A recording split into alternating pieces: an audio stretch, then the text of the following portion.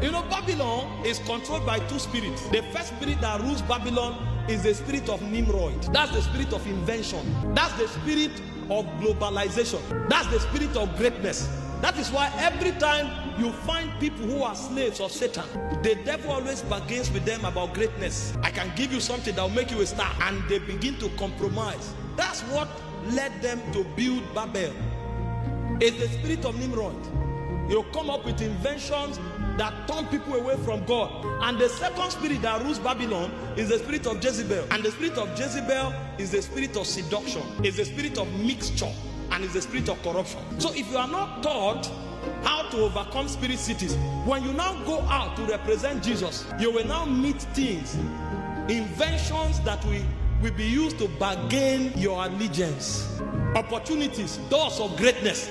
God makes men great. He said the Lord gave his word. Great was the company of them that published it. If you serve God, you'll be great. I've not called the seed of Jacob to seek me in vain. But God is not the only one that makes great. And so when the spirit of Nimrod is at work, it will give you opportunity for greatness, but you must compromise. If compromise is the basis for greatness, know that you are in Babylon. It doesn't matter where you are in the physical geography. In the spiritual geography, you are already in Babylon. And then if corruption and seduction becomes an operating system, the only way you find pleasure, happiness and relevance is when you are perverting the ordinances of God, or you are walking in corruption. Know that you are a citizen of Babylon. You are not yet in Zion. So a generation must be raised to know how to fight spirit cities. The ways of Babylon. The ways. The first is that you will be compelled to speak one language. That's why even in church today, they are forcing us to speak the language of the world. You know, when some of us show up and we start fighting some of these things, people think you are just trying to be difficult. They want us to dance the way they dance in the club. They want us to use words that they use in the gutters, on the street, to show that we have understanding. It's a spirit. They will compare you to pick up slangs from the gutters. You don't even know what it means. And you'll find Christians, pastors, musicians using those slangs and using all of those language. Because when you start speaking their language, you adopt their identity. And that language may not be what you verbalize. It can even be a way of dressing. That's why we tell our sisters here, who think until you dress naked, you are not beautiful. It's Babylon. It's a language. The way a generation dresses is a language. It's Babylon. That's why when God wanted to destroy Babel, he scattered their language. Because if they speak one language, they want to find God in things or themselves, and they will neglect the living God. So from dressing to talking to lifestyle, all of those things are a language. It gives you an identity so that when the world sees you, they will not be able to tell the difference. Number two way of Babylon is that your focus is not the will of God, it's greatness. There are many people who are doing ministry today. They don't care what God says. They don't care what God's agenda is. So long as they feel relevant according to the standard of the world, that's fine. So you find people doing things dislocated from destiny. An intercessor wants to be an evangelist online. An evangelist wants to be a politician. An apostle who should be in the mission field wants to become. People are just dislocated. Yes, an apostle is a psalmist. Because anyone that looks as if it will give you visibility, the next thing, you have become a new creature and you are doing it. So a man who should be praying on the altar, you'll find him online, opening platform. He's trying to be known. Is Babylon. And the problem is that you may succeed in it. But the more you succeed, the more you discover you have wandered away from God. Somebody who should be a singer, come and sing. He said, no, singing is not working. I want to open my church. Somebody who should be opening churches in the village because God equipped him to be a missionary. He said, no, the village is not working. Me too, I'm coming to city center. And he comes to city center. In 3 months, he has borrowed money from all the borrowing platforms that is in that city. After 3 years, he carries his bag and run away because he's not wired to function there. And before he realizes it, Satan will mess him up. When you serve God, he will make you great. But greatness is not your pursuit. That's why it's called Babylon the Great. He will suggest greatness to you as your goal. Our goal is not to become great. Our goal is to fulfill the will of God when our time is over. I'm not telling you to become a mediocre. You know, we advocate for excellence, influence here, because it's a necessary tool for advancing kingdom. But that is not our priority. Everything that greatness looks like is a tool for advancing kingdom. Number 3 way of Babylon is a change of identity. Anything that puts you under pressure to hide your identity in Christ so that you are accepted or you are given an opportunity is not God. is Babylon. Babylon will force it down your throat. Somebody told a story. A woman wanted her son to go for all these holiday camps, and she was so troubled. In fact, she called some pastors to pray with her because she was afraid that if the son goes there and they discover she is a Christian, they were going to be taunting him, frustrating him. So the son went for the camp and came back. The woman was happy, trying to find out what happened. Hope your confidence, hope you have not been, they didn't insult you, they didn't do anything. The son said, no, don't worry. Nobody noticed I was a Christian. He adopted the identity of the world and managed it perfectly. Some of you saying, here, if we go to your office and we call you man of God, people will turn, who? Man of God? Are you a man of God?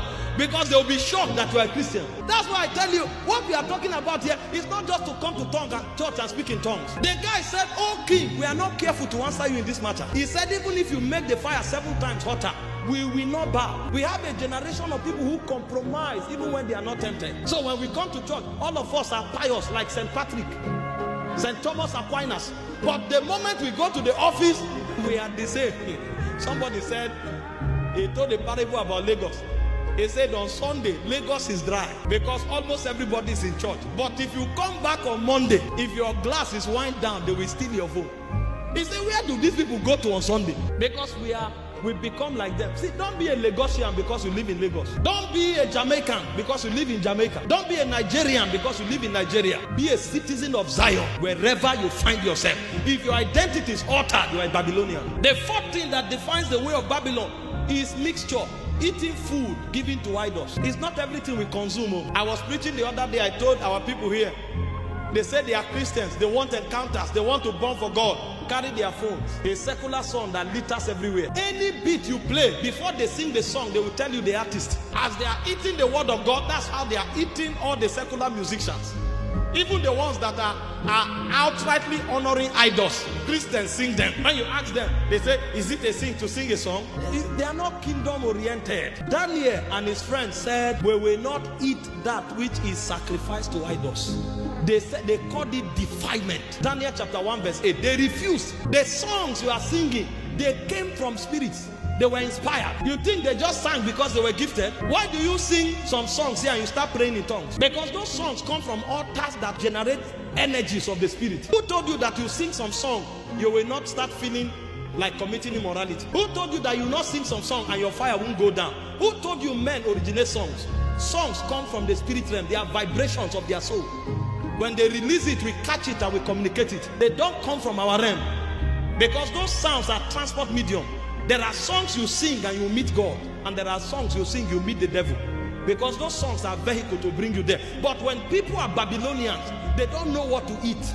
Your diet must be sanitized. We don't eat everything, sir. We don't participate in every meal. Only the things served from the Holy of Holies are the things we allow to enter our soul and our spirit. That's how we fight Babylon. The way they do me, and somebody is singing and dancing and dancing and dancing. He doesn't even know what he's talking about. He they choke. And you hear Christians talking. When I hear those things, I say, which one is this? They say, no, they started saying it some days ago. And the other day I was asking my wife, I said, how do they know when these things come? That means they are tuned to those frequencies. The moment anyone shows up, you start hearing it everywhere. I said, this thing I'm hearing, what is it? They say, that's the raining slang. And Christians are consuming it every day. I'm not saying you won't hear it. You are in the world, but you are not of the world. You become a Babylonian when you begin to consume it. When they throw it at you, repel it. This one can't enter my soul. My diet is selected. I'm careful what I eat. Number 5 way of Babylon is bowing to men. When a system is built, even if it's called church, if at the end of the day they go is for a man to become a god, there's a problem. And that is why most of our churches today are Babylonian systems. It's all about general overseer. Even the message can't be preached until Papa is quoted 10-20 times, because you must say something that makes Papa feel that you are loyal. It's Babylonian system.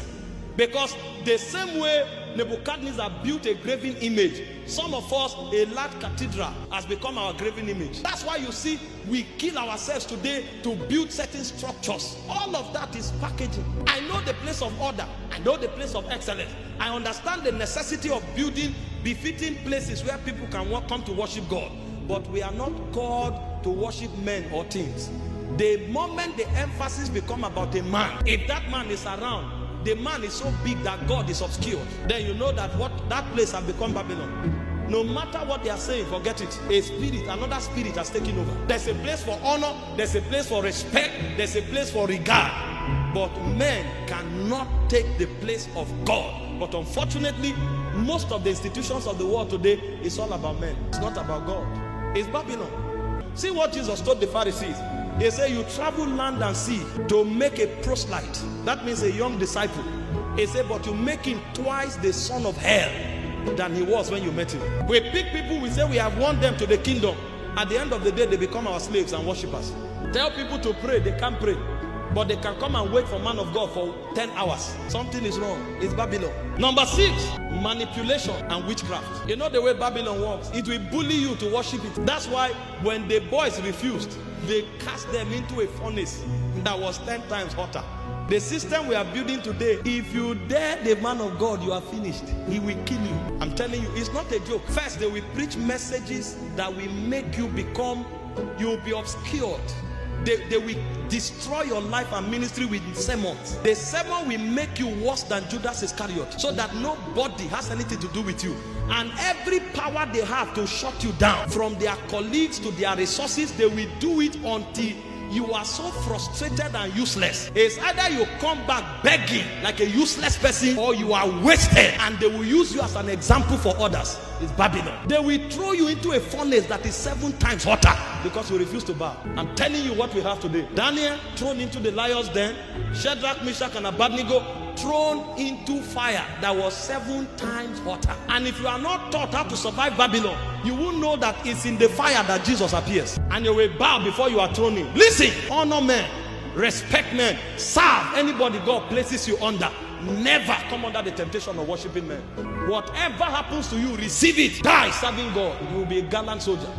And trust me, everybody who stood their ground, when they are in the fire, Jesus appears. The ones who fail are the ones who compromise. And this is not just church. Politics. Go and check some of our brothers who are serving their organ. You serve for 6 years. All of a sudden, cases start coming up. That's when you are arrogant. That's when you are a thief. Because the organ will make sure you are not settled. And at the end of the day, if he's compelled to settle you, he will settle you in a way that you will never prosper. They'll give you a shop at the end of the town. You'll see somebody serve for 7 years. He is settled. He can't become. Because the whole idea of the settlement is to relegate you to nowhere. Because they always see you as a competition. Is Babylon dominated every system. We must fight these things if we will fulfill God's agenda.